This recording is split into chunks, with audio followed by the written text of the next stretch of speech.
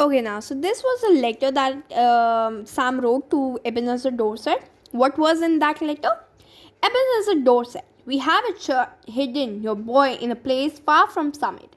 It is useless for you or your detectives to try to find him.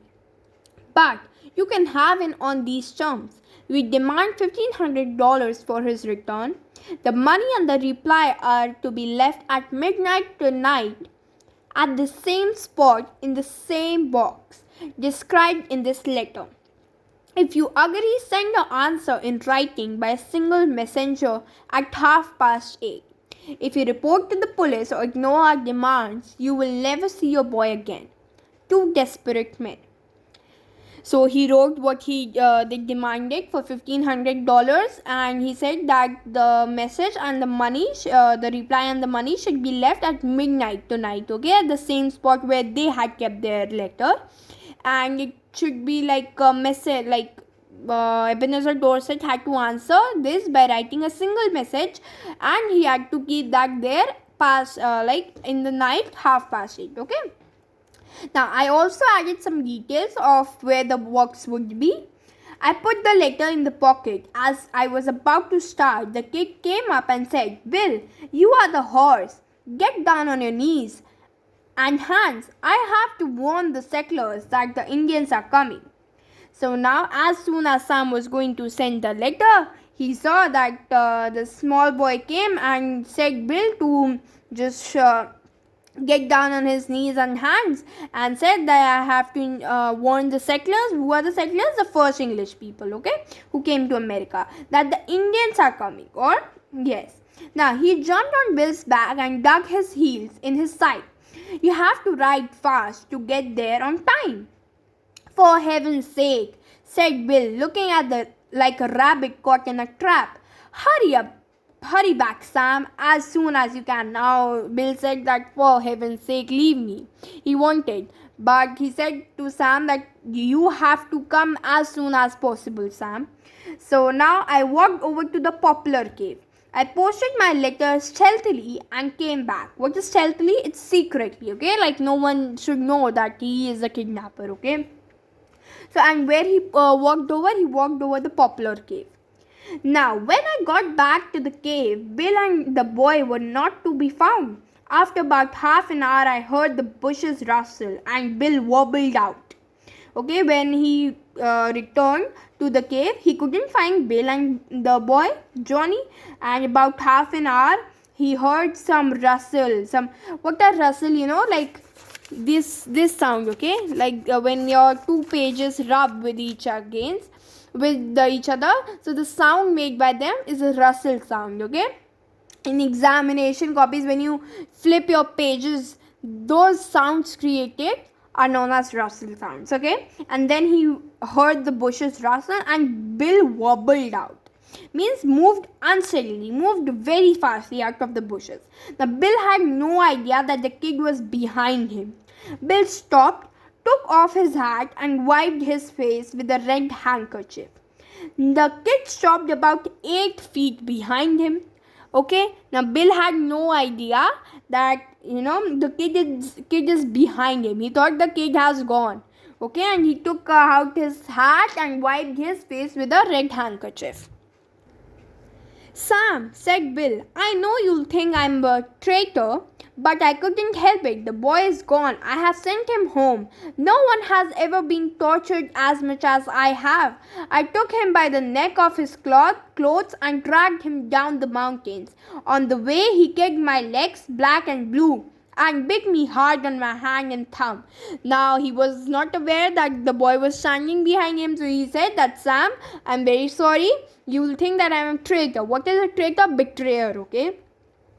And he said that you would think I'm a betrayer or traitor. I couldn't help it, but no one has been tortured as much as I have been tortured by that small boy. So I took him with his collar and I just dragged him to the mountains and then left him to his home, because he had beaten me blue and black very much, okay, very badly and very much.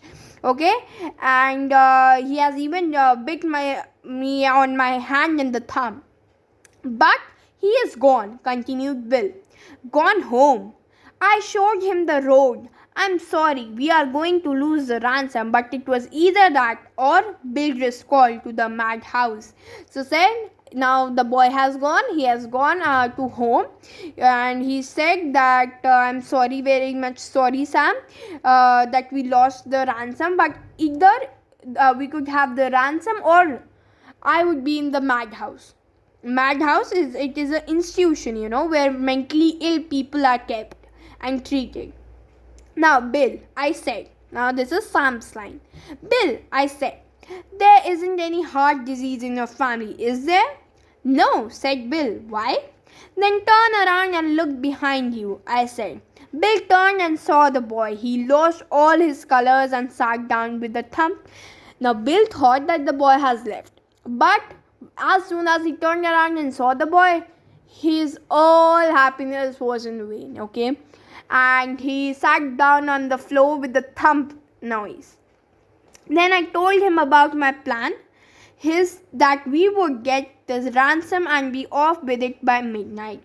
Bill felt a little happy. Okay, चलो भाई कि बता दिया गया है कि अभी रात तक मिल जाएगा ransom, मैं लेटर दे आया हूँ. Now Bill felt, a little happy, okay, and a little bit energetic. At 8:30, I went stealthily to the spot where I had placed the box and then collected the letter from Dorset. I took the note to the cave and read it to Bill. Now, Dorset had replied the two desperate men, Bill and Sam, and what Ebenezer Dorset has written. Let's read. Two desperate men. Gentlemen, I received your letter today. I think your demands are a little high and therefore give you another proposal which I believe you will accept. You bring Johnny home, pay me $250 in cash, and I agree to take him back.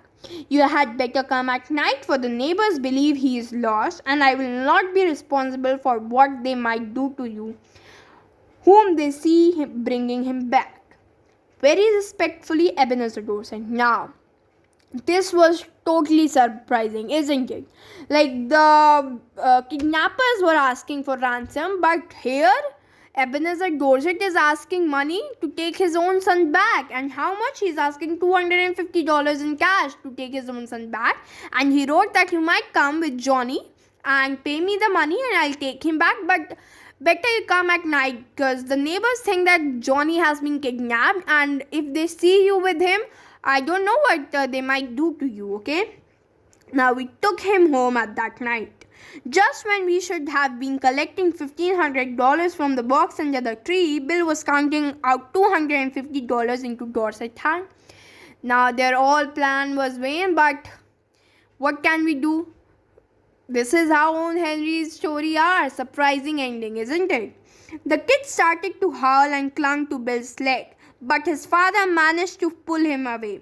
Now the kid was like he didn't want it to go back to home. He started to clung and on Bill's leg and Sam's leg, but somehow Johnny's father managed to pull him away. How long can he hold him? Now Bill asked that how long can he hold this notorious boy? For now, for the current scenario, he's asking for how many minutes you can hold him right now. I think I can promise you 10 minutes, said old Dorset. Enough, said Bill. Now, Dorset said that right now I can hold him for 10 minutes. Okay, it means that he is indirectly telling the kidnappers that you have 10 minutes, run away, or Johnny will clung to you and will go with you, okay? Now, it was dark and Bill was a fat man and I was a good runner, but he had run a good miles and half out of Summit before I could catch up with him, okay? Now, what happened? Bill was so terrified that as soon as old Dorset said that I think I can handle him only for 10 minutes, he started running. And Bill was actually a fat man, okay? But Sam was a good runner. But at that time, he was so terrified, Bill was so terrified of the child that he thought if 10 minutes were over, the child will again come to him and torture him. So he had run a very good mile and half far from Summit, and it took a time for Sam to catch up with him. Okay, I hope you understood this story, and please do share your opinions in the comment. And yes, I'm going to share the exercises and the question answer and RTC's part right now.